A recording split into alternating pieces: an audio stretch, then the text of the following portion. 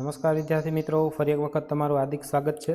Last લેક્ચરની અંદર આપણે કિર્ચોફના નિયમની વાત કરી ગયા હતા, જે ખૂબ અગત્યનો અને આગળના ચેપ્ટરોની અંદર પણ કામમાં આવે એવો ટોપિક છે, બરાબર।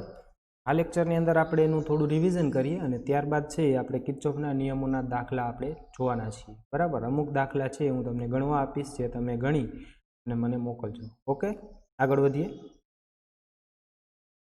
કિર્ચોફના નિયમો, એની અંદર જંક્શનનો નિયમ આપણે જોયો હતો કે ભાઈ જંક્શન પાસે દૂર આગળ દાખલ થતા અને જંક્શનથી બહાર નીકળતા પ્રવાહો એક સરખા જ હોય, એટલે કે જંક્શન પાસે કોઈ વિદ્યુતભાર છે એ સ્ટોર થતો નથી। ક્લિયર? ઘણા બધા શાખાનો જંક્શન બનેલો હોય તો પણ આ નિયમ સાચો છે, બે તાર હોય તો પણ સાચો છે। ક્લિયર? બંધગાળાનો નિયમ જોયો આપણે, ત્યારબાદ અવરોધો અને વિદ્યુત કોષો ધરાવતા કોઈ પણ બંધગાળામાં સ્થિતિમાનના ફેરફારોનો સરવાળો।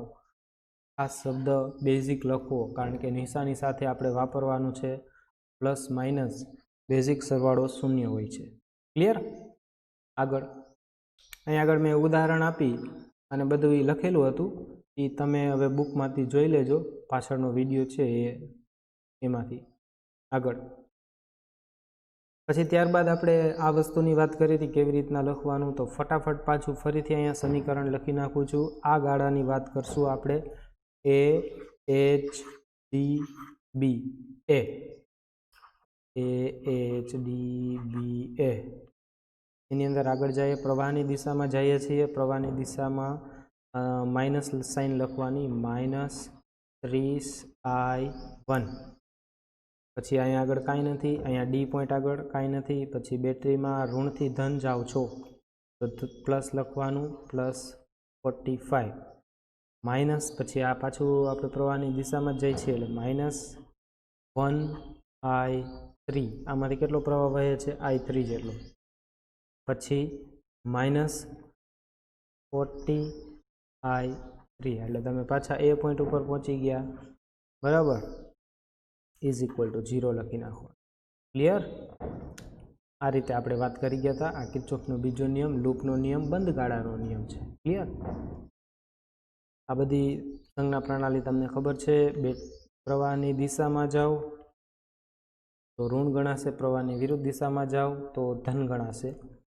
બેટરીમાં તમે ઋણ છેડાથી ધન છેડા તરફ જાઓ તો પ્લસ લખવાનું EMF, ઋણ છેડાથી ધન છેડા તરફ જાઓ તો EMF પ્લસ લખવાનું, ધન છેડાથી ઋણ છેડા તરફ જાઓ તો એટલું માઇનસ લખવાનું। ક્લિયર?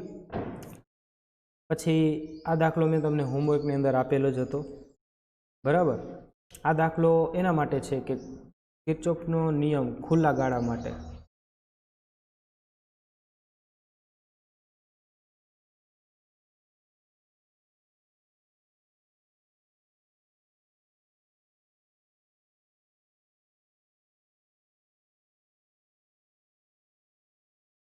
પહેલો નિયમ છે એ જંક્શનનો છે, બીજો છે એ લૂપનો છે, બંધ ગાળાનો, પણ એ ખુલ્લા ગાળા માટે પણ લાગુ પાડી શકાય છે। તો ખુલ્લા ગાળા માટે કઈ રીતે લાગુ પાડવું, તો આ દાખલો તમને આપેલો હતો, એની અંદર જોઈએ આપણે। અહીંયા આગળ કેટલું છે? 10 વોલ્ટ। અહીંયા આગળ કેટલું છે? 6 વોલ્ટ। અહીંયા આગળ કેટલું છે? 5 વોલ્ટ। અહીંથી ને તમે લૂપનો નિયમ લગાડવાનું ચાલુ કરો 1, 0, 2 માર્ગ ઉપર, બરાબર। તો તમે અહીંયા લખી શકશો, પહેલાં અહીંયા જે વોલ્ટેજ હોય ત્યાંથી ચાલુ કરવાનું, એટલે 10 વોલ્ટ, એટલે 10 લખી નાખ્યા, -10 હોત તો -10 લખત। પછી તમે પ્રવાહની દિશામાં આગળ ચાલો છો એટલે એમાંથી કેટલો પ્રવાહ વહે છે? I જેટલો, આ રહ્યો, તો -I1, અને R1 કેટલું આપેલું છે આપણને? 10 આપેલું છે। R2 કેટલું આપેલું છે? 20 આપેલું છે। R3 કેટલું આપેલું છે? R3 આપેલું છે 30। તો 10I પણ માઇનસ, એટલે -10I। પછી આમ જાય છે, આમ જાય એની કંઈ ચિંતા નથી કરવાની, અહીંયા કેટલો પ્રવાહ વહે છે? I2, -20I2 = ક્યાં પહોંચી ગયા આપણે? આ પોઈન્ટ ઉપર, ત્યાં આગળ, પછી = કરી નાખવાનું, પછી 6 લખવાનું છે। ક્લિયર? ફરી એક વખત આ રસ્તો જુઓ, અહીંયાથી નામ ચાલો, 10 -10I, પછી પ્રવાહની દિશામાં છે એટલે કે -30 અવરોધ 30 પ્રવાહ I - I2 is equal two તમે અહીંયા પહોંચી ગયા એટલે ઇઝ ઇક્વલ ટુ લખવાનું 5. ક્લિયર? તો આના ઉપરથી તમને આ બે સમીકરણો મળશે. આ પહેલું સમીકરણ છે, આ બીજું સમીકરણ છે. બરાબર? પહેલું અને બીજું સમીકરણ બેયને ઉકેલજો. બરાબર? આ જેટલું તમે જાતે કરશો એટલું તમને વધારે ફાયદાકારક થશે. મેં અહીંયા આગળ સ્પષ્ટ રીતે ગણીને બતાવ્યું છે. ખૂબ મહેનત કરી અને આ સ્લાઇડ આખી બનાવેલી છે, તો તમે જોજો. 2 - 1 લેશો એટલે તમને આ રીતે મળશે અને I2 બરાબર 0.1 અને I બરાબર 0.2 એમ્પિયર. ક્લિયર? જો આની અંદર તમે સમીકરણો ઉકેલવાની પ્રેક્ટિસ નહીં કરો, હું ગેરંટી આપીને કહું છું એક પણ દાખલો થશે નહીં. 4 માર્કમાં આ દાખલા આવવાની સંભાવના છે. લાસ્ટ ટાઈમ 4 માર્કની અંદર આ દાખલો આવેલો હતો. ઓકે, હવે તમને પ્રવાહ મળી ગયા છે, પણ અહીંયા આગળ તમારે શોધવાનું હતું આ VO. એવું શોધવું હોય કોઈ પણ બિંદુએ તમને ધારો કેમ કે અહીંયા આગળ વોલ્ટેજ કેટલો થશે તમે શોધો, તો શું કરવાનું? કાંઈ નહીં, કિર્ચોફનો નિયમ લગાડી દો આટલા ગાળા માટે. બરાબર? આ ગાળા માટે કિર્ચોફનો નિયમ લગાડી દો. ચાલો કઈ રીતે કરશું? અહીંયાથી લખું છું, જો અહીં લખેલું છે આ 10 -10I તમે ક્યાં પહોંચી ગયા? અહીંયા. તો ઇઝ ઇક્વલ ટુ લખી નાખો VO. હવે તમારી પાસે છે 10 આઈની કિંમત છે, આઈની કિંમત 0.2 એટલે અહીંયા 0.2 લખી નાખો. તો ઇઝ ઇક્વલ ટુ VO કેટલું મળશે? 8 વોલ્ટ. અચ્છા, ઘણાને એમ થાય કે મારે આમ નથી જવું ને અહીંથી ને આમ જવું હોય તો પણ ચાલે. That is also right. અહીંથી ચાલુ કરો. કેટલું છે? 6 વોલ્ટ. એટલે કે 6 પછી જાઓ છો તમે આ ડાયરેક્શનની અંદર, એટલે કે પ્રવાહની વિરુદ્ધ દિશામાં, તો લખજો પ્લસ કેટલું? I2 plus 20. I2 એટલે કેટલું છે? 0.1. તો પ્લસ 20.1 ઇઝ ઇક્વલ ટુ ક્યાં પહોંચી ગયા? અહીંયા. તો is equal two V0. Clear? આનો જવાબ પણ તમને 8 આવશે. એવી રીતના આમાં પણ તમે ટ્રાય કરજો. મેં અહીંયા આગળ લખીને બતાવેલું છે, એનાથી પણ તમને સેમ ટુ સેમ જવાબ મળશે. ક્લિયર? તો આવા એક મોડલ દાખલા કરી અને આના ઉપરથી ઘણી બધી વસ્તુ આપણે મલ્ટિપલ વસ્તુ શીખી શકીએ. ક્લિયર? ચાલો, તો આ ખુલ્લા ગાળા માટે કિર્ચોફનો નિયમ એનો જે દાખલો હતો એ લાસ્ટ ટાઈમ મેં તમને ગણવા આપ્યો તો એ આજે સોલ્વ કરી દીધો. આગળ વધીએ. અચ્છા, આ દાખલો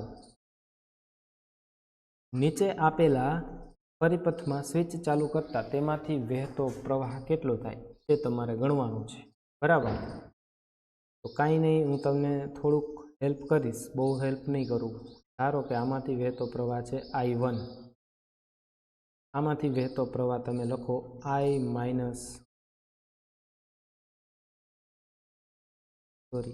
I લખી નાખો. તો એના બે ભાગ પડશે. એક થશે I1 અને આ થશે I - I1. ક્લિયર? હવે તમે લખી નાખજો. બીજું અહીંયા ખાસ કહેવાનું છે. ઓકે, હવે તમે એમ કરશો કે અહીંયાથી અહીંયા સુધી જશો એટલે તમને પહેલું સમીકરણ મળશે. પછી અહીંયાથી અહીંયા સુધી જશો અને એ ખુલ્લી લૂપમાં તમે કિર્ચોફનો નિયમ લગાડશો એટલે બીજું સમીકરણ મળશે. પણ અહીંયા આગળ જો આ સિમ્બોલ છે ને એ અર્થિંગનો છે. કેનો છે?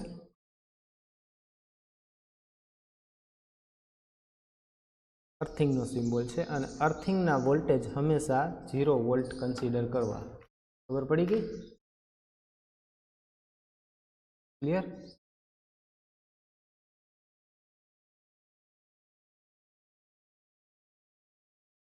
એક મિનિટ.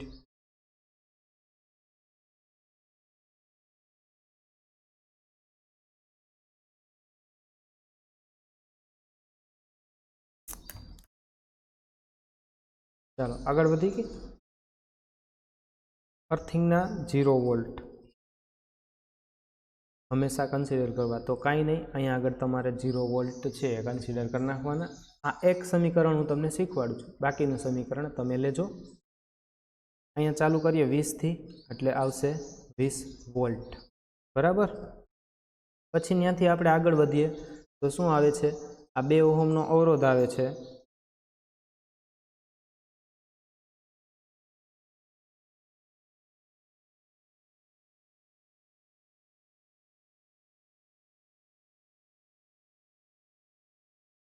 બે ઓહમનો અવરોધ આવે છે તો આપણે લખશું -2I. પછી આ બાજુ જાય છે એટલે આ 2 ઓહમનો પાછો આવશે. એની અંદર પણ તમે પ્રવાહની દિશામાં જ જાઓ છો એટલે માઇનસ. અને એનો અવરોધ છે 2, તો 2I1 ઇઝ ઇક્વલ ટુ તમને કેટલા મળી ગયા? તો અહીંયા કેટલા વોલ્ટ છે? 0 વોલ્ટ. તો ઇઝ ઇક્વલ ટુ લખશો 0. બરાબર. એવી રીતના આ બીજા માટે પણ તમને ચાલો લખાવી જ દઉં. હવે કેટલું થશે? 5 માઇનસ, જો અહીંયા આગળ તમે આમ જાઓ છો એટલે પ્રવાહની વિરુદ્ધ દિશામાં જાઓ છો તો પ્લસ લખવાનું. અવરોધ કેટલો છે? 4. કરંટ કેટલો વહે છે? I minus I1. પછી અહીંયા તો પ્રવાહની દિશામાં જ છે એટલે માઇનસ. અવરોધ કેટલો છે? 2. કરંટ કેટલો છે? I1. ક્યાં પહોંચી ગયા? અહીંયા આગળ. ત્યાં વોલ્ટેજ કેટલા છે? 0. Is equal to 0. આ બંને સમીકરણો તમને મળી ગયા છે. બંને સમીકરણો સોલ્વ કરશો એટલે તમને મળશે I1 I2. તમારે શું જોઈએ છે? I1 જોઈએ છે. તેમાંથી વહેતો વિદ્યુત પ્રવાહ, આ સ્વિચ છે, સ્વિચમાંથી વહેતો વિદ્યુત પ્રવાહ કેટલો થશે? I1 જેટલો. તો તમારે શોધવાનું છે I1. એ લગભગ 4.5 જેવું આવે છે. You can check. ક્લિયર? ચાલો આગળ વધીએ.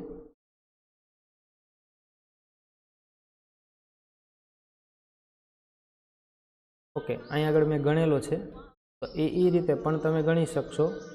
બીજો કોઈ એમાં પ્રશ્ન નથી. એ રીતે પણ ગણી શકાય, આ રીતે પણ ગણી શકાય. ક્લિયર? ઓકે, હવે આપણે આગળ વધીએ. 1 સેકન્ડનો પોઝ લઈ.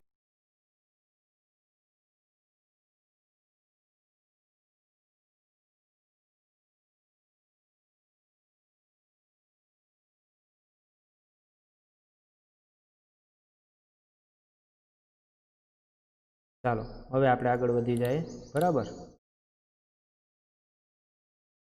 આ રીતે પણ સોલ્વ કરી શકાશે. આ ઇક્વેશન મેં કેવી રીતના લખ્યું આઈનું? તો અહીંયા ધારી લીધો મેં V0 વોલ્ટ.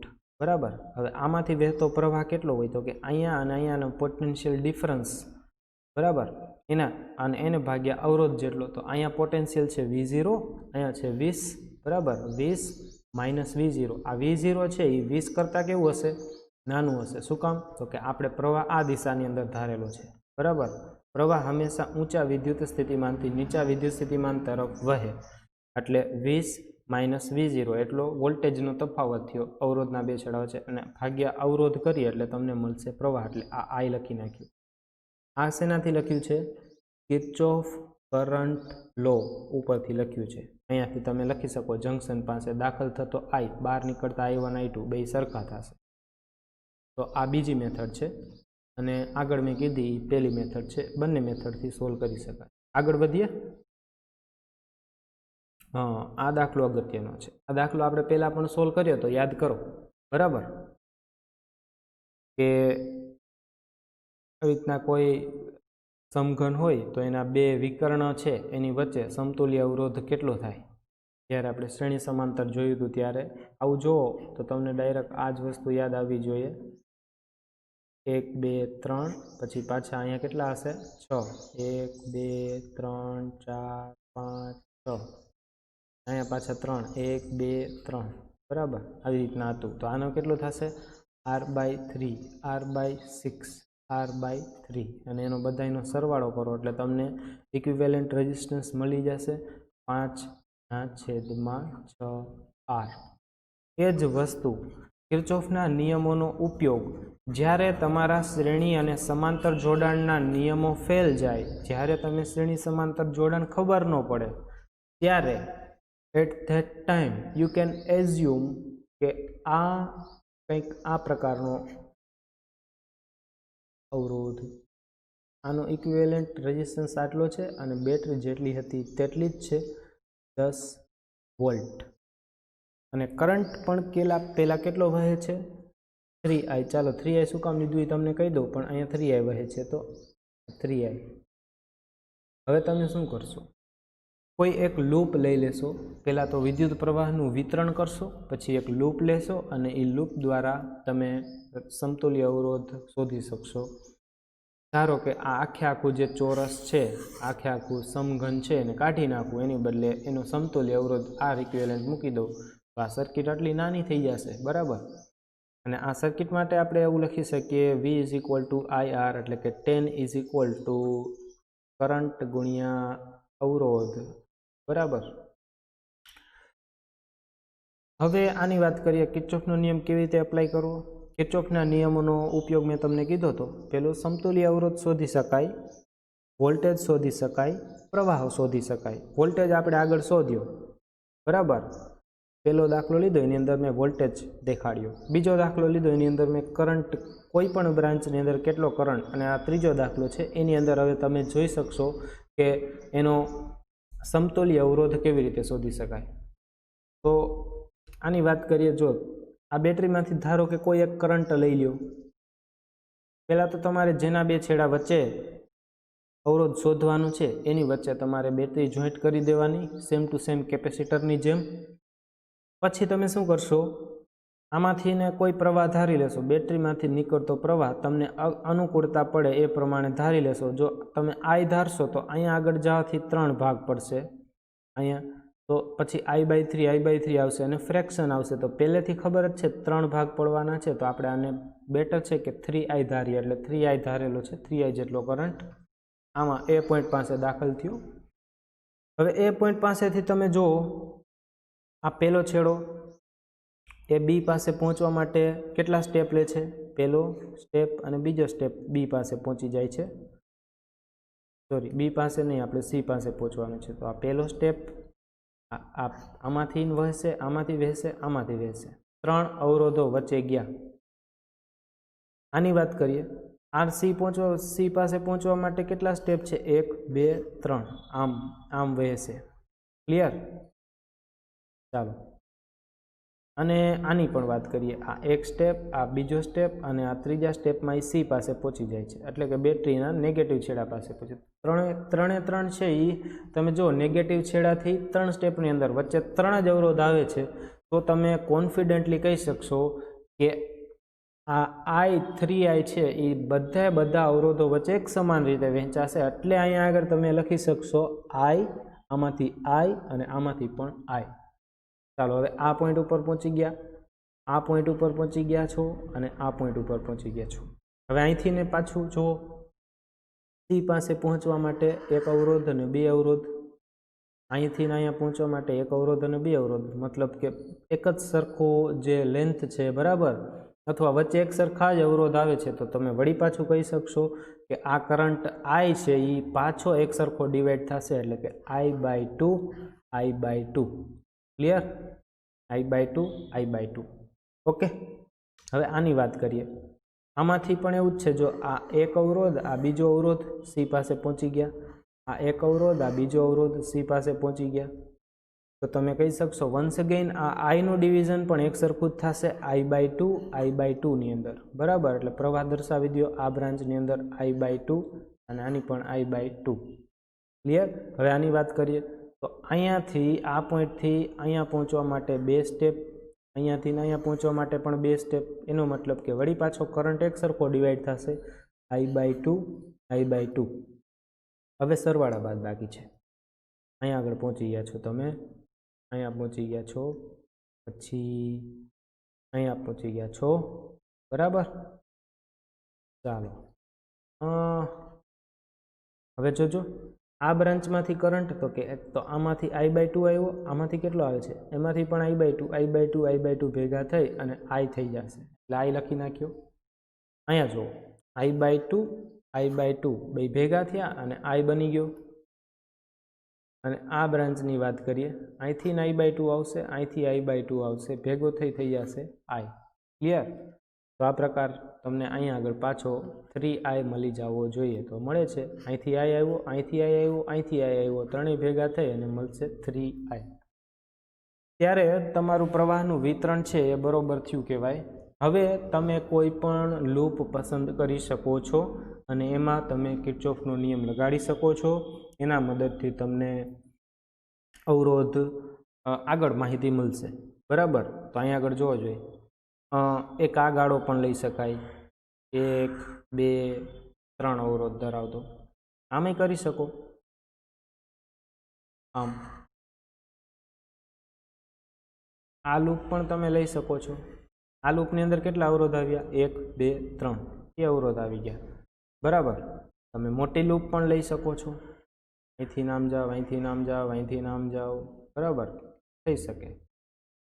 તો તમારે એક બેટરીને સમાવતો બંધ ગાળો લઈ લેવાનો. આપણે એ ગાળો પસંદ કરીએ છીએ એથી બી, બીથી સી, સીથી સી ડેશ અને ત્યાંથી પાછું એ. આવો બંધ ગાળો છે એ આપણે પસંદ કરીએ છીએ. તો એ, બી, સી ડેશ એ બંધ ગાળામાં કિર્ચોફનો વોલ્ટેજનો નિયમ KVL લાગુ પાડીએ. અહીંથી લખાવો પ્રવાહની દિશામાં -IR. પછી આગળ અહીંયા પણ પ્રવાહની દિશામાં છે એટલે પહેલાં આપણે લખશું માઇનસ, પછી અવરોધ લખશું કેટલો છે R જેટલો, કરંટ કેટલો છે I/2 જેટલો, ગુણાકાર કરીને લખી નાખ્યો. અહીંયા પણ પ્રવાહની દિશામાં જાઓ છો, બરાબર, એટલે -IR અને પછી અહીંયાથી પાછા આમ જાઓ છો, આમ આવો છો તો તમે બેટરીના ઋણ છેડાથી ધન છેડા તરફ જાઓ છો એટલે +10 લખશું. +10 ઇઝ ઇક્વલ ટુ 0. બંધ ગાળા માટે હંમેશા ઇઝ ઇક્વલ ટુ 0 લખાય. ખુલ્લો ગાળો હોય તો ઇઝ ઇક્વલ ટુ વોલ્ટેજ લખાય. ક્લિયર? હવે આ બધાનો સરવાળો કરો. આ 1 IR, આ બીજો IR ને આ અડધો IR એટલે 1, 2 અને અઢી. અઢી એટલે 5/2 IR. આ 10 ને આ IR ને આ સાઈડ લઈ જાઓ, ધન થઈ જશે એટલે 5/2 IR is equal two 10. IR is equal two 4. આને યાદ રાખી લ્યો. હવે આ ખબર છે, આ સર્કિટને હમણાં જ આપણે લખી હતી, આ રીતે લખી શકાય. R equivalent 3I 10 volt. આના ઉપરથી શું લખી શકશો? 10 ઇઝ ઇક્વલ ટુ આ અને આમાંથી વહેતો પ્રવાહનો ગુણાકાર R equivalent into 3I is equal two 10. તો R ઇક્વિવેલન્ટ બરાબર શું થશે? 10/3I. હવે આઈની કિંમત અહીંથી તમે મેળવી શકો છો. જો ચેક કરો, I is equal two 4/R મૂકી દો આમાં, 3, 4R.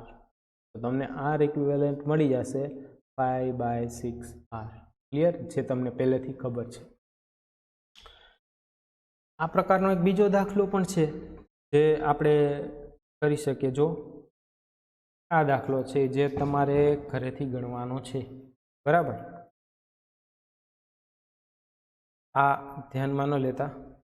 અહીં આગળ જોજો, પ્રવાહનું વિતરણ છે એક સરખું નહીં થાય. અને આ જે છે આ માત્ર તમને સમઘન દેખાય એટલા માટે છે. આ કોઈ તાર નથી એટલે આને આપણે ડોટેડ દર્શાવીએ છીએ. આ વાહક તાર નથી. ક્લિયર? તો એને કોઈ પછી આમાંથી કરંટ વહેતો ન દર્શાવતા, કાંઈ નથી. આ બે પોઈન્ટ વચ્ચે તમારે સમતુલ્ય અવરોધ શોધવાનો છે.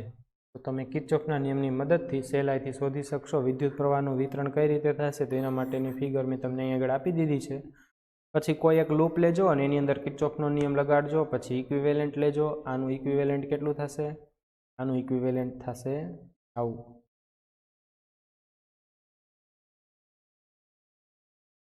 કેટલો અવરોધ છે? અહીંયા કેટલી બેટરી છે? E જેટલી. અહીંયા કેટલો કરંટ વહે છે?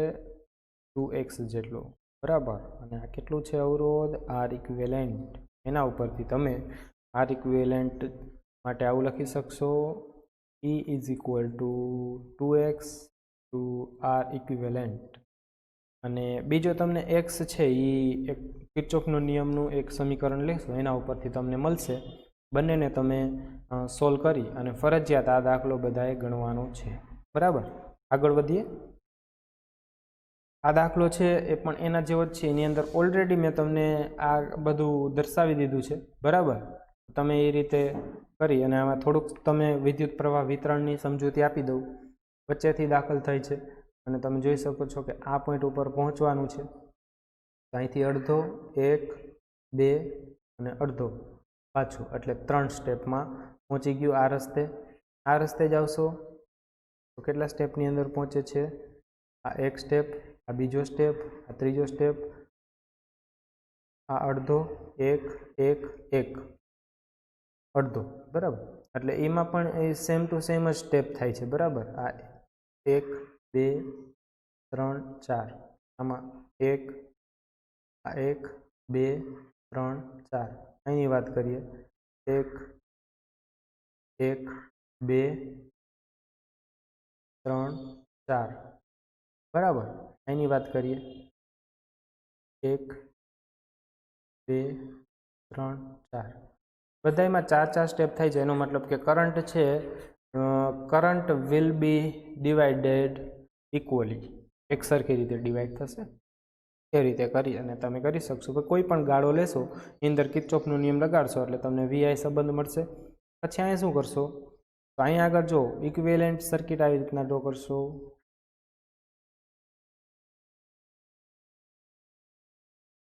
ઈ અહીંયા લખો ઈ કેટલો કરંટ છે આઈ આર ઇક્વિવેલન્ટ। હવે આમ લખી શકશો તમે E is equal to I R equivalent એ લખશો અને એક કિર્ચોફના નિયમની મદદથી સમીકરણ મળશે। એ સમીકરણ અને આ સમીકરણ બેને સરખાવી દેશો એટલે આર ઇક્વિવેલન્ટનો જવાબ મળી જશે। ક્લિયર? આગળ વધીએ। જૂની બુકનું એક્ઝામ્પલ નંબર 14 છે। કદાચ આન્સર મેં અહીંયા આગળ નથી લખ્યો, તમે એ રીતે કરી અને લખી લેજો અને યાદ પણ રાખી લેજો કે ભાઈ આ કોઈ ક્યુબ હોય એના આ કોઈ પણ સામસામેના બે બાજુઓ છે ઓપોઝિટ સાઈડ, એની વચ્ચેના મધ્યબિંદુએ તમે જ્યારે જોડો છો તો કેટલો ઇક્વિવેલન્ટ અવરોધ ગણાય। બરાબર, ઘણી વખત પૂછાઈ ગયા છે દાખલા। આગળ હવે અગત્યનો દાખલો, this is the example was asked in 2020 March 4 માર્કની અંદર। બરાબર, એકદમ સ્ટ્રેટ ફોરવર્ડ દાખલો છે।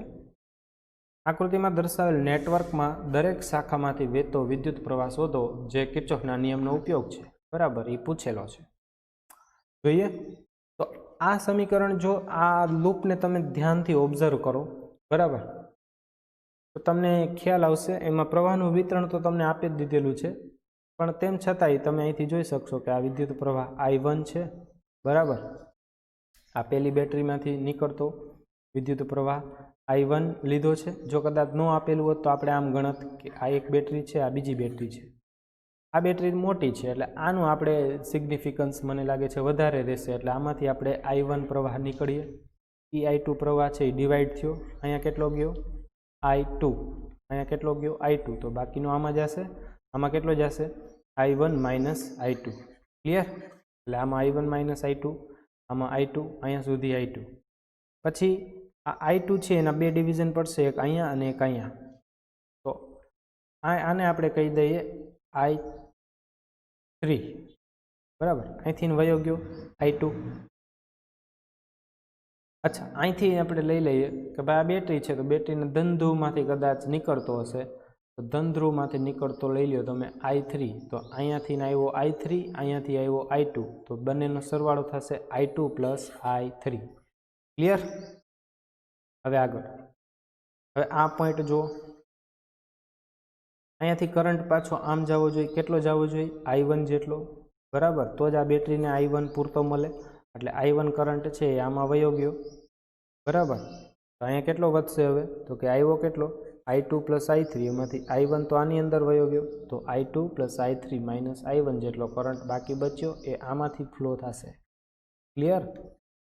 પછી અહીંયાથી કેટલો આવે છે I1 માઇનસ I2, અને અહીંથી કેટલો આવે છે I2 plus I3 minus I1, એટલે અહીંયા આગળ વળી પાછો I3 તમને મળી જશે। તો એક વસ્તુ ખાસ ધ્યાનમાં રાખવાની, વિદ્યુત પ્રવાહનું વિતરણ કરો ત્યારે બેટરીમાંથી જેટલો પ્રવાહ નીકળે એટલો એની અંદર જવો જોઈએ, બેટરીમાંથી જેટલો વિદ્યુત પ્રવાહ નીકળે એટલો એની અંદર જવો જોઈએ। ક્લિયર? ચાલો, એવું જો ન થાય તો ક્યાંક તમારી ભૂલ હશે। બરાબર, ચાલો આગળ વધીએ। આ દાખલાને કેવી રીતે સોલ્વ કરશું તો આની અંદર પહેલાં લૂપ ડિસાઇડ કરીએ। હવે કઈ લૂપ લેશું તો જો આ લૂપ લઈ શકાય, એક આ લૂપ છે। ક્લિયર? યાદ રહી ગયું? એક આ લૂપ પણ લઈ શકાય। આ પોસિબિલિટી દર્શાવું છું, પછી બેસ્ટ ઓપ્શન તમને આપીશ। આ ત્રીજી લૂપ પણ લઈ શકાય, આ ચોથી લૂપ આ પણ લઈ શકાય। ક્લિયર? અને આ લૂપ પણ લઈ શકાય। Okay, clear? આટલી લૂપના ઓપ્શન છે તમારી પાસે, 5 ઓપ્શન છે। બરાબર, એક આ ત્રિકોણ, પછી આ બે નાના ત્રિકોણ, અને એક આ ત્રિકોણ એટલે 3E, પછી એક આ 4, અને એક આ આખે આખું 5। 5માંથી બેસ્ટ ઓપ્શન હું તમને સિલેક્ટ કરી દઉં। જોજો આવી રીતના તમે કરજો તો તમને એકદમ દાખલો ઇઝી પડશે, ઇક્વેશન ઇઝી પડશે। 4 માર્કનો દાખલો નહીં લાગે, 2 માર્કનો દાખલો લાગશે। બાકી તમે જો ગમે એ રીતે કરશો તો શું થશે કે છેલ્લે તમને ખ્યાલ નહીં આવે કે આ સમીકરણો મળશે ડેન્જરસ. કોઈ પણ લૂપ લઈ લેશો તો ડેન્જર સમીકરણ મળવાની સંભાવના છે અને તેને તમે ત્યાં ઓન ધ સ્પોટ સોલ્વ નહીં કરી શકો. ક્લિયર? કારણ કે આની અંદર તમે જોઈ શકો છો કેટલી વસ્તુ તમારે શોધવાની છે. I1, I2, I3 3 variable you have to find, અને 3 વેરિયેબલ વાળું ઇક્વેશન સોલ્વ કરવું એટલું ઇઝી નથી, તમને ખ્યાલ છે. આગળ વધીએ. એટલે ખાસ યાદ રાખજો, જે રીતના મેં તમને કીધું આ દાખલો જો પૂછાય બોર્ડની અંદર તો આની અંદર લગભગ સુધારા થવાના ચાન્સ ઓછા હોય. બરાબર? અધરવાઇઝ શું થાય કે આ દાખલો છે એ થોડો અઘરો બની જાય. ક્લિયર? આગળ વધીએ. સાવ સિમ્પલ નેટવર્ક છે, એનો આપણે સોલ્વ કરીએ. જોજો તમે આની પાછળ મેથેમેટિક્સ કેવું કામ કરે છે. આગળ વધીએ. તો હું આ 3 લૂપ પસંદ કરીશ, તમે પણ બુકમાં નામ આપી દેજો. આ પહેલી લૂપ. જો ડાયરેક્શન પણ મેં નક્કી કરી દીધેલી છે. શું કામ? તો કે ડાયરેક્શન છે એ હંમેશા એવી ડાયરેક્શન રખાય કે મોટા ભાગના પ્રવાહોની દિશામાં આપણે જઈએ. તો આ એક પ્રવાહ, આ બીજો પ્રવાહ, બંનેની દિશામાં, અને આની પણ દિશામાં. તો એ રીતે લૂપને ફેરવાય. બરાબર? આમાં આવી રીતે પ્રવાહની દિશામાં, આમાં એક વિરુદ્ધ દિશામાં આવશે, બાકી બેમાં લૂપની દિશા જ આવશે. અને આની અંદર આવી રીતે તો બધા છે એ લૂપની દિશામાં જશે. એ રીતે કરીને પછી આ પહેલી લૂપનું નામ આપી દેવાનું. શું નામ છે? આપણે કઈ બાજુથી કઈ બાજુ ફરીએ છીએ? એથી એ બી સી એ. બરાબર? તો લખી નાખું ABCA લૂપની અંદર કિર્ચોફનો વોલ્ટેજ નિયમ લગાડતા. ચાલો લગાડો. માઇનસ, હવે અહીંથી ચાલુ કરીએ. પહેલાં પહેલો શું આવ્યો? અવરોધ આવ્યો. આપણે પ્રવાહની દિશામાં છીએ તો પહેલાં લખશું માઇનસ. અવરોધ કેટલો છે? 4 ઓહમ. બરાબર? એટલે 4 લખશું. કેટલો કરંટ વહે છે? I2 લખશું. પછી અહીંયા આગળ આવી જઈએ. હજી તમે પ્રવાહની દિશામાં છો એટલે માઇનસ લખશો. પછી કેટલો અવરોધ છે? 2, એટલે અવરોધ 2 લખશો. આમાંથી કેટલો કરંટ વહે છે? I2 plus I3. તો I2 પ્લસ I3 આવું આપણે લખીએ. આગળ વધીએ. હવે આમ જાઓ છો, હજી તમે પ્રવાહની દિશામાં છો તો માઇનસ લખો. કેટલો અવરોધ છે? 1, એટલે અહીંયા આગળ 1 લખવાની જરૂરિયાત નથી. કેટલો કરંટ વહે છે? I1 જેટલો, એટલે લખ્યું I1. ક્લિયર? પછી તમે જાઓ છો બેટરીના ઋણ છેડાથી ધન છેડા તરફ. ઋણથી ધન જતા હોય તો પ્લસ લખવાનું, અને 10 જેટલો EMF ઇઝ ઇક્વલ ટુ શું થાય છે? તો કે H પોઈન્ટ ઉપર પહોંચી ગયા તો બંધ લૂપ છે એટલે 0. બરાબર? આનું થોડુંક સાદું રૂપ આપશો એટલે તમને આવું મળશે. 6I2 plus 2I3 plus I1 is equal two 10. ચાલો હવે બીજી લૂપ લઈએ. આ એ બિંદુથી ચાલુ કરો. એ બિંદુ તમે પ્રવાહની દિશામાં જ છો એટલે લખશો પહેલાં તો માઇનસ. પછી કેટલો અવરોધ છે? 4 ઓહમ, એટલે લખશો 4 ઓહમ. કરંટ કેટલો છે? I માઇનસ I2, એટલે I માઇનસ I2 લખો. બરાબર? પછી તમે અહીંયા પહોંચી ગયા. હવે અહીંથી તમે જાઓ છો આમ, પ્રવાહની દિશા છે આ નીચેની દિશા, તો તમારે લખવું પડશે પ્લસ. ક્લિયર? પછી કેટલો અવરોધ છે? 2 ઓહમ. 2 ઓહમ લખ્યું. કરંટ કેટલો વહે છે? આ રહ્યો I2 plus I3 minus I1. I2 plus I3 minus I1. Clear? ચાલો હવે આગળ. ત્યાંથી આગળ જશો એટલે આ જ સર્કિટ આવી જશે. અહીંયા આગળ કેટલો કરંટ છે? I1 જેટલો, એટલે પ્રવાહની દિશામાં છો એટલે માઇનસ. કરંટ I1 જેટલો, અવરોધ 1 છે એટલે લખ્યો નથી. પ્લસ તમે બેટરીના કયા છેડાથી કયા છેડા જાઓ છો? ઋણથી ધન જાઓ છો એટલે લખશું plus 10 is equal to 0. Loop પૂરી. ત્રીજી લૂપ, એનું નામ આપી દઈએ. ત્રીજી લૂપ છે BCDEB. બરાબર? BCDEB. પાછું આખી લૂપની અંદર હવે B થી ચાલુ કરીએ તો પહેલામાં પહેલો આવશે 2 ઓહમનો અવરોધ, એટલે અને તમે પ્રવાહની દિશામાં છો એટલે પહેલું તમે લખશો માઇનસ. બરાબર? પછી અવરોધ કેટલો છે? 2 ઓહમ, અને કરંટ કેટલો વહે છે? I2 plus I3. પછી અહીંયા જશો એટલે પ્રવાહની દિશામાં જ છો એટલે માઇનસ લખશો. અવરોધ કેટલો છે? 2, એટલે 2 લખશો. કરંટ કેટલો વહે છે? I2 plus I3 minus I1, એટલે એ લખ્યું. પ્લસ તમે આમ જાઓ છો, આ બેટરીના ઋણ છેડાથી ધન છેડા તરફ ગયા એટલે તમારે લખવું પડશે પ્લસ 5 ઇઝ ઇક્વલ ટુ 0, કારણ કે ત્યાં પહોંચી ગયા પાછા, જો B પાસે પહોંચી ગયા. ઓકે? આ સમીકરણને તમે થોડુંક સાદું રૂપ આપશો એટલે આ સમીકરણ છે એ તમને આ પ્રકારનું મળી જશે. અહીંયા આગળ લખેલું છે. ક્લિયર? હવે આ સમીકરણનું સાદું રૂપ આપ્યું અને આનું સાદું રૂપ આપ્યું. સાદું રૂપ આપવામાં મિસ્ટેક કરશો તો દાખલો છે એ એટલો બધો 100% નહીં જ જવાબ આવે. બરાબર, આગળ વધીએ. હવે આ ઓબ્ઝર્વ કરો. આ પહેલું સમીકરણ તમને મળી ગયું, આ બીજું સમીકરણ અને આ ત્રીજું સમીકરણ. પહેલા સમીકરણને સોલ્વ નહીં કરવાનું, સોલ્વ કરતાં પહેલાં ઓબ્ઝર્વ કરો. કેટલા સમીકરણો છે? 3 સમીકરણો. 3 સમીકરણોની અંદર શું કરશો તો કે એક સમીકરણ આ અને એક સમીકરણ આ બંનેમાંથી I1 I2 I3 છે એલિમિનેટ કરી દો. 1 અને 3 અથવા તો કોઈ પણ 2 સમીકરણમાંથી એક વેરિયેબલ છે એને તમે ડિલીટ મારી દો. બરાબર, એકનો લોપ કરી નાખો એટલે તમને અહીંયા આગળથી પાછું એક નવું સમીકરણ મળશે જેને આપણે કહીશું સમીકરણ ધારો કે એ મળ્યું. પછી આ બીજા અને ત્રીજા છે એમાંથી પણ આપણે એક જે વેરિયેબલ છે એનો લોપ કરો એટલે તમને એક સમીકરણ મળશે બી. એટલે એ અને બી મળી ગયા. એ અને બી ઉપરથી તમને બીજા 2 વેરિયેબલ મળી જશે. એ બીજા 2 વેરિયેબલની કિંમત તમે કોઈ પણ એક સમીકરણમાં મૂકશો તો તમને ત્રીજું વેરિયેબલ મળી જશે. કઈ રીતે, કેને એલિમિનેટ કરવો એ શીખવાડું છું. જોજો કેને એલિમિનેટ કરવો તો જો આની અંદર આ I3 2I3 છે, આની અંદર 2I3 અને આની અંદર પણ 2I3 છે. એવું હંમેશા આવશે. શું કામ તો કે આ 2I3 છે એ આવશે જ, કારણ કે અહીંયા આગળ 2I3 છે. જો આ જોઈ શકશો કે એક ટર્મ રિપીટ હંમેશા થતી હશે તો એ ટર્મને તમારે ટાર્ગેટ કરવાની. તો I3 ને આપણે એલિમિનેટ કરશું. I3 ને આપણે બનાવવા માંગીએ છીએ બલીનો બકરો. બરાબર, I3 ને કેમ એલિમિનેટ કરશું તો કે જો આ પહેલું સમીકરણ લ્યો અને બીજું સમીકરણ લ્યો, આ બે સાથે એવું શું કરશું તો કે ડાયરેક્ટ સરવાળો કરો એટલે આ 2I3 ને આ -2I3 થઈ જાય 0. તો કરો કંકુના 1 + 2. બરાબર, તો 1 + 2 લ્યો, 1 + 2 લ્યો તો આ 6I2 આ 6I2 કેન્સલ. બરાબર, 2I3 -2I3 cancel. I1 7I1 8I1 અને જમણી બાજુ સરવાળો 10 ને 10 20. ક્લિયર? તો અહીં લખો 8I1 = 20. I1 મળી ગયો 10/4. જો ઘણી વખત અહીંયા સમીકરણ મળે, અહીંયા આગળ ડાયરેક્ટ જ કિંમત મળી ગઈ. આ બધું છે મેં ગોઠવેલું છે. તમે આમાં સેજ પણ આગા પાછું કરશો તો એ વર્ક નહીં કરે.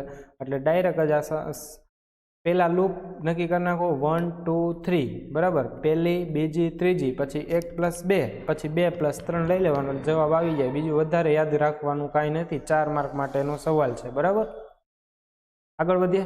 હવે 2 + 3 કરો. ધીસ ઇઝ 2 અને આ 3. તો 2 + 3 કરશો એટલે અહીંયા છે 7I1, અહીંયા છે -I1. તો 7 - 1 એટલે થશે 6. I3 તો પહેલેથી કેન્સલ થઈ જાય એવું જ રાખ્યું છે. અને I1 કે I2 વધ્યો તો અહીંયા આગળ -6I2 છે, અહીંયા આગળ +2I3 છે. બરાબર, તો 2I2 અને 6I2. 6 + 2 એટલે -4 એટલે -4I2. ક્લિયર? = 25/2. હવે તો કે I1 ની કિંમત મળી જ ગઈ છે, ચડાવી દો આની અંદર I1 ની. તો 10/4 અને સાદું રૂપ આપતા તમને I2 મળી જશે 5/8A. હવે I1 અને I2 મળી ગયા. જો મેં તમને શું કીધું હતું કે આ બંને સમીકરણો, આ પહેલું અને ત્રીજું સમીકરણ, આમાંથી આપણે I3 ઉડાડી દીધો. પછી બીજા અને ત્રીજાની અંદરથી પણ આપણે I3 ઉડાડી દીધો. એટલે તમને 2 નવા સમીકરણ મળશે. આના ઉપરથી તમને આ મળ્યું અને આના ઉપરથી તમને આ મળ્યું હતું. ક્યાં ગયું? આ રહ્યું, આ મળ્યું આખું. બરાબર, હવે આ બંનેને સોલ્વ કરશો એટલે તમને આ I1 અને આ I2 મળી જશે. હવે આ I1 I2 ને શું કરવાનું તો કે I1 I2 ને 3 માંથી કોઈ પણ એક સમીકરણની અંદર you can put and gate the answer. બરાબર, વેરી સ્ટ્રેટ ફોરવર્ડ. ચલો કરીએ। આ I1 અને I2 ને આપણે આ કઈ સમીકરણની અંદર મૂકશું? તો કે પહેલું સમીકરણ છે એ જ સારું દેખાય છે, છગડો ને બગડો જ છે, બરાબર? તો કોઈ પણ એકમાં મૂકી દો તોય પણ ચાલે। આની અંદર જો તો છગડો છે, અહીંયા સાતડો છે। મોટા મોટા આંકડા બને ત્યાં સુધી નહીં લેવાના, કારણ કે પાડા તો આપણને આવડતા નથી। હવે આ ત્રીજામાં જો 2 2 એવું આવે છે, તો ત્રીજું સમીકરણ સારું છે, એની અંદર આપણે I1 અને I2 મૂકી દઈએ એટલે આપણને I3 મળી જશે।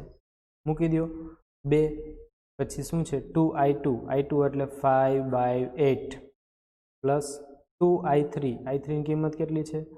I3 ની તો ગોતવાની છે, ઓકે, માઇનસ I1, I1 કેટલું છે? I1 છે 10/4 ઇઝ ઇક્વલ ટુ 5/2 મૂકી દીધું, સાદુરૂપ આપી દીધું। I3 મળશે 15/8, એને તમે આ રીતે પણ લખી શકશો, બરાબર? 15/8, 15 એકુ 8 એકુ 8 અને 7 15, બરાબર? પછી તમે શું કરો છો? તો કે આને એક રાઉન્ડ મરાવી દો છો, ચલો કોમન, એટલે 7 આવી જશે ઉપર, 8 આવી જશે નીચે, આ એકડો આવી જશે આગળ, એટલે આવી રીતના લખી શકો છો, જે તમને બહુ સારી રીતે ખબર છે, બરાબર? એ પ્રમાણે બુકની અંદર આપેલું છે। હવે આપણે જોઈએ છે દરેક શાખામાંથી વહેતો પ્રવાહ, તો આ AB શાખામાંથી વહેતો પ્રવાહ કેટલો છે? I2। AD શાખામાંથી વહેતો પ્રવાહ I1 માઇનસ I2। તો તમે તમારી રીતના હવે ગણતરી કરી લેજો, ક્લિયર? આર્યુ AB, CA, DCB, AD, CD, BC, clear? એ બધું તમે હવે ગોતી લેજો। આગળ વધીએ। that is the sum that you have to solve। અહીંયા આગળ જો મસ્ત મજાની વાત છે, અહીંયા આગળ તમને આપેલું છે કેપેસિટર। હવે એક વસ્તુ ખાસ ધ્યાનમાં રાખવાની, કેપેસિટર છે એ ચાર્જિંગ થાય ત્યારે થોડીક સેકન્ડો પૂરતો એમાં પ્રવાહ વહે, પછી નો પ્રવાહ વહે। તો આની અંદર તમે કોઈ કરંટ કન્સિડર કરશો નહીં। પહેલાં અહીંયા લખી દઉં છું શું છે આ દાખલાનું મહત્વ। કેપેસિટર છે, શું છે? કેપેસિટર, અને એમાંથી વહેતો પ્રવાહ I કેટલો લેવાનો?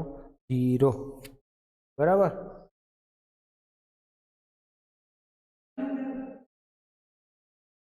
હવે આ બેટરી, તો કે આ બેટરીમાંથી વહેતો પ્રવાહ કંઈક લઈ લ્યો I। પ્રવાહનું વિતરણ જો કે મેં આગળ દર્શાવેલું છે, તમારે શું કરવાનું છે? A અને B વચ્ચે વિદ્યુત સ્થિતિમાનનો તફાવત, તો A પાસે વિદ્યુત A છે છેડો, એ ડાયરેક્ટલી કનેક્ટેડ અહીંયા, B ક્યાં છે? B સીધો અહીંયા કનેક્ટેડ છે। તો આ બે પોઈન્ટ વચ્ચે તમે વિદ્યુત સ્થિતિમાનનો તફાવત લેશો તો પણ તમને સેમ જ મળશે, બરાબર? તો કોઈ પણ લૂપ પહેલાં કરંટ ફાઇન્ડ કરી લ્યો, બધા કરંટ ફાઇન્ડ થઈ જાય પછી ગમે ત્યાંથી ચાલુ કરશો તમને જવાબ મળી જશે। અને પહેલાંનો દાખલો કરાયો તો એ હવે તમે તમારે કેપેબિલિટી ઉપર આ દાખલો ગણજો તો તમને આવડું કહેવાશે। એનું વિદ્યુત પ્રવાહનું વિતરણ અહીંયા આગળ આપી દીધેલું છે, જવાબ પણ આપી દીધેલા છે, તો you can also check in that way. આગળ વધીએ। Yes, that is the 3.9 exercise છે, બરાબર? અને આના ઉપરથી પછી હું તમને લીડ કરીશ પિસ્ટન બ્રિજ ઉપર લઈ જવા માટે, બરાબર? તો અહીંયા આગળ તમે જોઈ શકો છો કે તમને એક નેટવર્ક આપેલું છે, દરેક શાખામાંથી વહેતો વિદ્યુત પ્રવાહ શોધવાનું કીધું છે। તો અહીંયાથી ને પહેલાં કરંટનું ડિસ્ટ્રીબ્યુશન જોઈ લઈએ। જે વાલો આગળ દાખલો કરાવ્યો એના કરતાં પણ આ દાખલો છે એ થોડોક સારો છે, બરાબર? થોડોક લાંબો છે। તો બેટરીમાંથી વહેતો પ્રવાહ લઈ લ્યો I। હવે એ I માંથી ને I1 આમાં જશે, I માઇનસ I1 વધ્યો એ આમાં જશે, પછી આ પાછો I1 ના બે ભાગ પડે છે, તો એક ભાગ છે એ IG, અહીંયા આગળ હકીકતે ગેલ્વેનોમીટર હોય, બરાબર? એટલે આ ગેલ્વેનોમીટર મેં અહીંયા આગળ દર્શાવેલું છે। એ પ્રવાહને આપણે I2 કયો, IG કયો, બધું સરખું IG મેં કીધેલો છે। અહીંયા કેટલો વધશે? હવે IG તો આમાં જતો રહ્યો, તો આમાં I1 માઇનસ IG, અને અહીંયા આગળ અહીંયા ચાલો અહીંયા IG, બરાબર? તો આ અહીંયાથી કેટલો આવ્યો? I માઇનસ I1 અને પ્લસ એની અંદર IG એડ થયો, બરાબર? હવે અહીંયા જુઓ તો તમે આમાંથી કેટલું આવ્યું? I minus I1 plus IG, અને આમાં I1 પ્લસ IG, તો અહીંયા બચ્યો કેટલો? I બચ્યો, તો I જેટલો નીકળો તો I જેટલો થઈ ગયો। આની અંદર પણ મેં આ લખેલું છે એ ખાસ યાદ રાખજો। આને હંમેશા લૂપ લેવાની પહેલી, અને બીજી લેવાની, અને ત્રીજી લેવાની, એના ઉપરથી 3 સમીકરણ મળશે। 3 સમીકરણની અંદર તમે એ કરશો એટલે એ રીતના એકદમ ઇઝી દાખલો થઈ જશે. ચાલો ટ્રાય કરીએ. આ પહેલી લૂપ 1, એમાં તમે હવે બોલો -10i1, આની વાત થઈ ગઈ. પછી આની વાત કરીએ -5ig, હવે આની વાત કરીએ. તમે વિરુદ્ધ દિશામાં જાઓ છો એટલે પ્લસ આવશે, +5i - i1. Clear? Is equal to 0, બંધ ગાળો છે એટલે. પછી આનું ગુણાકાર કરી અને આ સ્ટેપ ગોઠવી લેવાના, બરાબર. એટલે સમીકરણ 1 કહી દેવાનું. હવે લૂપ 2 ની વાત કરીએ. જોજો, આ તમે ધારો છો એટલું સહેલું નથી. આની અંદર જ ભૂલ થવાના ચાન્સ વધારે છે. આગળ લૂપ 2 ની અંદર શું કરશું? ચાલો ચાલીએ અહીંથી, બરાબર. આમ સાઈડ ચાલવાનું છે. અહીંથી ચાલુ કરીએ. -5ig આ રહ્યું. પછી 10i - i1 + ig, -10i - i1 + ig. હવે તમને સ્પીડ આવવી જોઈએ. પછી અહીંયા પ્રવાહની વિરુદ્ધ દિશામાં +5i - ig, બરાબર. +5i - i1 - ig is equal to 0, બરાબર. હવે જોજો, આની અંદર તમે જો અહીંયા 3 કરંટ આવ્યા, અહીં 2 કરંટ આવ્યા. આ પાંચડાની અંદર જવા દો, આની અહીંયા ગુણી નાખો. આ 10 ને અહીંયા ગુણી નાખો એટલે તમને વળી એટલા સ્ટેપ મળશે. અહીંયા આગળ એ સ્ટેપમાંથી જે સરખું છે, this is ig, this is ig, this is ig, બરાબર. અને આ છે i1 અને આ પણ છે i1. તો એ બધાને તમે સરખા કરી નાખો, બધાનો સરવાળો કરી નાખો અને સારી રીતના ગોઠવી દો એટલે તમને એક સમીકરણ નંબર 2 મળી જશે. હવે આપણે ત્રીજા લૂપની વાત કરીએ. ત્રીજી લૂપ છે હકીકતે આમ, ત્રીજી લૂપ આમ લેવાની છે 1, બરાબર. મંદિર, આવી રીતના ત્રીજી લૂપ લીધેલી છે. ચાલો ચાલુ કરીએ. અહીંયાથી -10i1 આ રહ્યું. પછી પ્રવાહની દિશામાં છો, -5i - ig લખી નાખ્યું. પછી અહીંયા આગળ કાંઈ નથી. બેટરી આવી ડાયરેક્ટ, તો બેટરીમાં ઋણ છેડાથી ધન છેડા તરફ જાઓ છો. +10. આ કરંટ આમ વહે છે, તમે કરંટની દિશામાં છો -10i, બરાબર. ક્લિયર? આગળ વધીએ. સાદું રૂપ આપો આનું અને તમે એક મસ્ત સમીકરણ મેળવો, બરાબર. અહીંયા આગળ 2 આવે છે. તો હવે 3 સમીકરણો, સમીકરણ નંબર 1, 2, 3 મળી ગયા છે. સમીકરણ મળી જાય એટલે તમે એને લખી નાખો i - ig - 3i1 = 0. બીજું સમીકરણ હતું 4ig + 2i = 0 અને પછી ત્રીજું સમીકરણ આવું હતું. હવે સમીકરણનું ઓબ્ઝર્વેશન કરો. એક એવી વસ્તુ ગોતો જે કોમન હોય. તો અહીંયા આગળ કોમન છે i1, આમાં પણ i1 છે અને આમાં પણ 3i1, કોએફિશિયન્ટ સરખા છે. તો ઉડાડવું ઇઝી પડે, બરાબર. બીજું કાંઈ મોટિવ નથી એમાં, ઉડાડવું ઇઝી પડે. સરવાળો બાદબાકી ડાયરેક્ટ કરો, ગુણવાની જરૂર ન પડે. અને આ ગુણાકાર જેટલા ઓછા એટલી ભૂલ ઓછી. એટલે તો પહેલાં 3 સમીકરણમાંથી i1, જો આ બંને સમીકરણો છે એમાંથી i1 નો લોપ કરશું, આમાંથી i1 નો લોપ કરશું એટલે અહીંયા એક સમીકરણ મળશે, અહીંયા એક સમીકરણ મળશે. એ બે સમીકરણોને તમે લોપની રીતથી ઉકેલ નાખશો એટલે તમને i અને ig મળી જશે. એ i અને ig ની કિંમત કોઈ પણ એક સમીકરણની અંદર મૂકશો એટલે તમને મળી જશે i1, બરાબર. ચાલો, આ આપણો જે સિસ્ટમેટિકલી પેટર્ન ફોલો થશે. જો આમાંથી આ પહેલું અને બીજા સમીકરણમાંથી તમારે i1 ને કાઢવો છે તો શું કરશું? તો બીજું સમીકરણ છે એમાંથી પહેલું સમીકરણ બાદ કરીએ. કારણ કે પહેલું છે એમાં જો આંકડા નાના છે એટલે પહેલામાંથી બીજું બાદ કરશું તો માઇનસ વધારે આવશે અને એમાં તકલીફ. એટલે બીજામાંથી પહેલું બાદ કરીએ. 4ig - ig એટલે 5ig, 3i1 - -3i1 એટલે જો ડાયરેક્ટ ન ફાવે, ફાવી જ જવું જોઈએ આમ તો, બરાબર. ન ફાવે તો પછી લખી લેવાનું ઉપર નીચે અને પછી કરવાનું, બરાબર.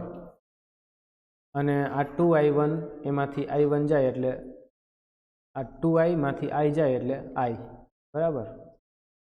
ચાલો આગળ. = 0 માંથી 0 છે, જમણી બાજુ 0. આવું એક સમીકરણ મળી ગયું જેને કહી દો 4 નંબરનું. હવે આ બેની વાત રહી. આમાંથી i1 ને ઉડાડો, ડાયરેક્ટ સરવાળો કરશો. જો -3 + 3 0 એટલે કે 2 + 3 લ્યો. 4ig - ig 3ig, this is 3ig. પછી 2i 4i, બરાબર. અને હવે વધ્યો આ ઇઝ ઇક્વલ ટુ 0. જમણી બાજુ કરો ડબલ ઇઝ ઇક્વલ ટુ 2. બરાબર. તો આ તમને જે સમીકરણ મળી ગયું આને કહેવાય સમીકરણ નંબર 5. હવે 4 અને 5 ને ઉકેલો. આ રહ્યું અહીંયા આગળ જો 0 જ છે, આઈની કિંમત મળી જાય -5ig, i is equal two -5ig. આમાં મૂકી દો આઈની કિંમત. તમને સાદુરૂપ આપતા ig મળશે -2.17 એમ્પિયર. પણ તમને એમ થયું અહીંયા માઇનસ કેમ આવ્યો, વાય? તો તમે અહીંયા આગળ જો ig આ દિશાની અંદર લીધો છે, જવાબ મળ્યો માઇનસ. ધેટ મીન્સ કે ઓરિજિનલ સર્કિટની અંદર કરંટ આમ વહેતો હશે.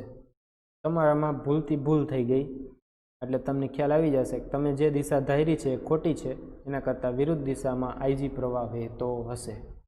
બરાબર. તો તમને ડાયરેક્શન પૂછેલી હોય કે આઈજીની દિશા એ બી થી ડી હશે કે ડી થી બી હશે, તો તમે કહેશો ભાઈ ડી થી બી હશે. બરાબર, કારણ કે તમને જવાબ મળ્યો માઇનસ. ક્લિયર? આઈજી મળી ગયો. અહીંયા આઈજીની કિંમત મૂકી દો આ સમીકરણ નંબર 4માં, એટલે તમને આઈ પણ મળી જશે. અહીં મૂકો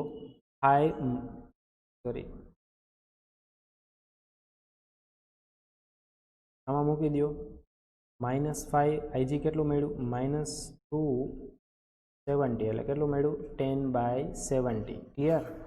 એ મેં અહીંયા આગળ લખી દીધું છે 10/70. આઈ મળી ગયો, આઈજી મળી ગયો. આઈ અને આઈજીને આ સમીકરણની અંદર મૂકશો એટલે જે લોપ કરેલો જે હતો એ ચલ એ પણ મળી જશે. સમીકરણ 1માં આઈ અને આઈ કિંમત મૂકી દો એટલે i1 મળી જશે, તો i1. ક્લિયર? હવે આગળ વધીએ. તમને પૂછેલું છે બધી શાખામાંથી વહેતો પ્રવાહ, તો એક શાખા લઈએ આપણે એડીમાંથી i - i1, તો i - i1. આઈ કેટલો છે? આ રહ્યો 10/17. i1 કેટલો છે? i1 આ રહ્યો 4/10/17 -4/17. છેદ સરખા છે તો અંશનો ડાયરેક્ટ સરવાળો બાદબાકી થશે, છેદ એમને 10 - 4 એટલે 6/17. આગળ બીસી શાખામાં પ્રવાહ, બીસી શાખા આ રહી, આમાંથી કેટલો i1 - ig આ રહ્યો, i1 - ig લખી નાખો, એનું કરશો એટલે જવાબ આ મળશે. સીડી શાખામાં વહેતો પ્રવાહ, વોટ ઇઝ સીડી? આ સીડી છે, એની અંદર વહેતો પ્રવાહ કેટલો છે? આ રહ્યો. આ ત્રણેયનો આવી રીતે i - i1 + ig, i - i1 + ig કેટલો મળશે? 4/17. ક્લિયર? એક બીજી વસ્તુ ઓબ્ઝર્વ કરો, અહીંયા આગળ કેટલો કરંટ વહે છે? 4/17. તો સામેની શાખામાં પણ કેટલો વહે છે? 4/17. બરાબર. અહીંયા કેટલો છે? 6/17. તો અહીંયા કેટલો છે? 6/17. બરાબર. બસ એ ઓબ્ઝર્વેશન હતું. એવું શું કામ થયું? તો કે અહીંયા જો 10, અહીંયા પણ 10, અહીંયા કેટલો 5, અહીંયા પણ કેટલો 5. ક્લિયર? એટલા માટે એવું થાય છે. આગળ વધીએ. તો આ દાખલો હતો એકદમ સ્ટ્રેટ ફોરવર્ડ. મેં તમને કીધું એમ કરવાનું. ફરી એક વખત કહી દઉં. આને લૂપ 1 લઈ લો, આને 2 લઈ લો, અને આખી છે મંદિર એને 3 લૂપ લઈ લો. પછી 1 2 3 સમીકરણ મેળવો, એમાંથી કોઈ એકને કરતા બનાવો, ઉડાડી દો, 2 સમીકરણ મળશે, એને સોલ્વ કરો, 2 કરંટ મળશે, એ 2 કરંટને કોઈ એક ઇક્વેશનની અંદર મૂકી દો, ત્રીજો કરંટ મળી જશે. બધી બ્રાન્ચમાંથી વહેતો કરંટ શોધી લો. એકદમ ઇઝી. તમે દર્પણની અંદર આ જ વસ્તુ જોવા જશો તો એ લોકોએ ઘણું બધું લાંબુ કરીને આપ્યું છે, અને એ સરળતાથી તમને યાદ પણ નહીં રહે, અને પરીક્ષાની અંદર તો થવાનો સવાલ જ નથી. બરાબર. આગળ વધીએ. ચાલો, હવે તમને આ બરાબર આવડ્યું કે નહીં એની ચકાસણી કરવા માટે ટેક્સ્ટ બુકનું એક્ઝામ્પલ છે, એ તમારે જાતે ગણવાનું છે. બરાબર. અને એ એક્ઝામ્પલ મેં જે દાખલો કરાવ્યો એના કરતાં સહેલું છે. બરાબર. એટલે લગભગ માનો ને એના જેવું જ છે. અહીંયા ગેલ્વેનોમીટર મેં તમને કીધું તો અહીંયા વચ્ચે ગેલ્વેનોમીટર હોય, પણ એને આપી દીધું છે આ ગેલ્વેનોમીટર, અને આનો અવરોધ પણ આપી દીધો છે. 15 ઓહમનો અવરોધ છે. તો અહીંયા આગળ તમારે અવરોધ જ ગણવો. કેટલાનો? 15 ઓહમનો. ઓકે. તમને શું કહે છે? ગેલ્વેનોમીટરમાંથી વહેતો પ્રવાહ તમારે માત્ર IG જ ગણવાનો છે. બરાબર, પણ આઈજી એમને તો નહીં મળે ને, બધા જ પ્રવાહો શોધવા પડશે. આગળ તો બસ આમાં એવું જ કરવાનું. આ લૂપ નંબર 1, આને લૂપ નંબર 2 લઈ લ્યો, આ આખી લૂપ નંબર 3 લઈ લ્યો, પછી 3 ઇક્વેશન મેળવો, સોલ્વ કરો. પણ આ દાખલો ઇઝી છે, તમારી રીતે ટ્રાય કરજો.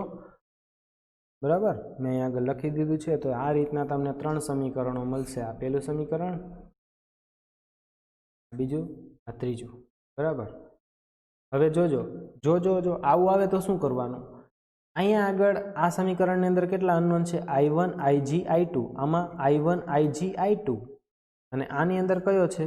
તો કે I2 અને IG જ છે, I1 નથી. તો એક કામ કરાય, આ બેને ઉપાડ લેવાય. આ તો આપણા માટે બહુ ઇઝી કામ થઈ ગયું.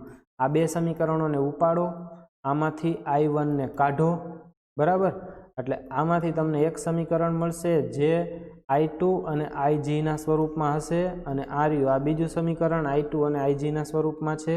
આ બંને સમીકરણોને સોલ્વ કરશો એટલે તમને મળશે I2 અને IG. આ I2 ને IG ને કોઈ પણ એક સમીકરણની અંદર મૂકી દો એટલે તમને I1 પણ મળી જશે. સમજાઈ ગયું? આવું આવે, થોડું ઓબ્ઝર્વેશન કરતા શીખો. બરાબર, બાકી તો અઘરું પડી જશે. બરાબર, હવે જોજો, આ બેમાંથી આપણે કેને કાઢવો છે? I1 ને. એ નક્કી થઈ ગયું આપણે કે I1 ને આપણે ઉડાડવાનો છે.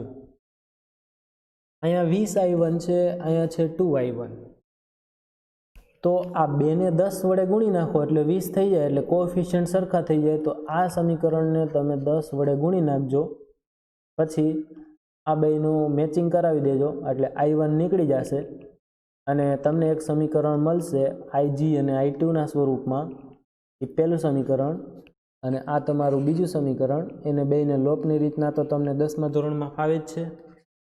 પછી 10મા ધોરણનો ઉપયોગ કરી અને ખટાખટી બોલાવજો. બરાબર, આ વખતે પૂરો ચાન્સ છે.